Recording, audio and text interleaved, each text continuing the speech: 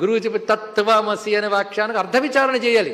అందుకని ఆయన మహావాక్యం ఇచ్చిన సన్యాసి అయిపోయినంటే ఏం లాభం? వాళ్ళు ఊరి మీద పడి వాడిని తిట్ట తిరుగుతున్న సన్యాసులను చూస్తున్నాం మనం ఇక్కడ.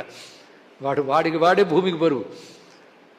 ఎందుకంటే ఒక చోట ఏకాంతంలో కూర్చొని విచారణ చేయవలసిన వాడు బయలుదేరి లోకాన్ని ఉద్ధరిస్తున్న బయలుదేరడం ఏంటంటే సన్యాసులకి ఒక్క పీఠాధిపతిగా బాధ్యత ఉంటుంది. కానీ ప్రతి సన్యాసి ధర్మోద్ధరణ చేయడానికి వెళ్ళకూడదు.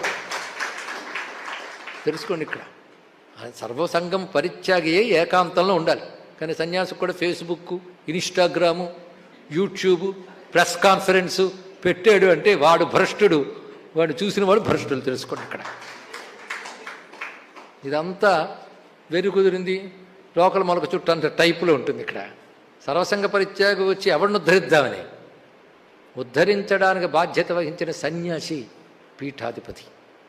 పీఠాధిపతిగా బాధ్యత ఉంటుంది, ఇంకెవరికి ఉండదు. తెలుసుకోండి, వాళ్ళు కూడా కర్మను చేయిస్తారు. వాళ్ళు